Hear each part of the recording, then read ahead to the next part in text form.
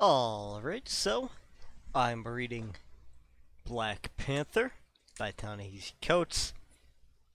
Um, I've heard some less than favorable things about him and his comics by our good old friend Diversity in Comics and whatnot. But I figured, hey, with Black Comic Books Fest happening in New York City, this might be a way to, grow my channel a little bit. Give me recommendations, by the way. But also that, don't beat something until you try it. So I think the Black Panther here could be a real interesting character.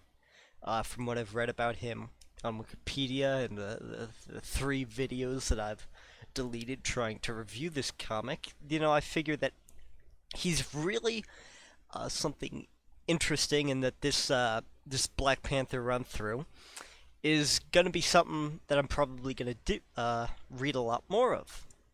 It's really kind of drawn me into it the more that I've read this. These first few panels, really, I don't know too much about T'Challa, and the Black Panther and Wakanda and whatnot, but this really kind of draws me in. Like, you can see just from this image page here, and he's been cast out, he's been betrayed, he's, as it says right there, lost his way, and you can see in this page that it's really showing kind of a difference between T'Challa, the King of Wakanda, and the Black Panther. As the king, it's his job, it's his kind of duty to crush rebellions like this. I mean, look at this guy. He's not enjoying this whole experience. But as the Black Panther, he's, the hero. He's supposed to stick up for the little guy. And it's basically on his order that the little guy here is, being zapped by an electrical bolt. And you can really tell that by these three panels right here. Like, he's the Black Panther. He's a hero. He's the superhero. The thing about superhero is you don't get defeated by a group of people wielding pickaxes and whatnot. So you can tell that he's holding back because he's very conflicted. It's I think, at least, a very good sign of how the art kind of reflects the story. Even though he's kicking this guy right here in the face, he's caring for him deep in his heart there by that other guy is gripping. So, he cares, and even here, like you see, he wants to go after more people because it's his duty as the king. And then you have this guy, who's kind of restraining him, acting as a voice of reason or something. Call the soldiers back, don't massacre our own people. Other racial tones and whatnot. And so T'Challa's really conflicted between his two identities, as the Black Panther and as King of Wakanda. Now, this kind of other separate story, which leads into the next issue, I think. I haven't read it yet, but basically, this girl right here is the lover of this girl right here, because, everyone has to be lesbian. No heterosexual relationships are allowed at all. But, it's the classic example of old dude abuses power, the young woman responds with violence, and then she gets arrested. So, it's a little weak as a whole storytelling device, but it's at least believable. And I think actually something that you'd be led to the queen of a super intelligent and powerful nation Uh, it's definitely that type of crime that would put you in front of the queen. You know, it's not like you robbed a 7-Eleven or something. It shows an insight into the character of these people. T'Challa here is really kind of focused on his duty as a superhero. And then you have his mother, the queen, kind of focused more on her duty of leading the nation and making those hard decisions. Like right here, you know, today I upheld an execution for one of her own adored ones. It was my duty, you know, she had to do it. It was her duty.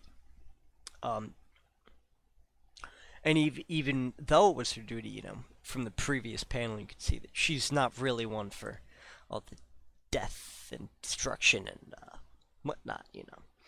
But even through it, you can see kind of that she's afraid of her own life, you know, regicide. There's a whole big conspiracy that's being alluded to, that somebody's trying to overthrow the monarchy in Wakanda. And obviously it's this girl right here. Big hint. She's on the screen. And so you can kind of feel the conflict in T'Challa as a character. I mean, given all the very apt criticism of Ta-Nehisi Coates, he at least wrote a good character. You can see that he really kind of respects what Black Panther is to people. I have no clue what that is, but you can see in the way that he kind of writes the character, in the way that he's portrayed the character, that he cares about the universe that the comics are in, even if he is, you know, putting in his own political assumptions about everything. So, you know, we meet the bad guy, we see their conflict. You know, you can tell, you should be able to see that both sides of this whole conflict, I really like this.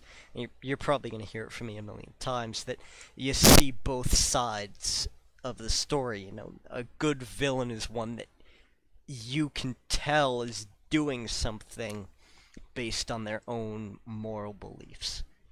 Because if you have like a villain that's like, oh, I'm a bad guy because I rob banks, and I rob banks because I'm a bad guy, you know, that's just a weak villain. You know, and I think that the hero is only as strong as their villains. So if you have weak villains, you're gonna have a weak hero. It's really about kind of the respect of the relationship of the hero and the villain. So now, you know, it's the lesbian prisoner from before. Guess what? Her lover comes to break her out. And, ooh, she takes an electrical shock because lesbianism and whatnot, you know. Ooh, super lesbians. God save us all.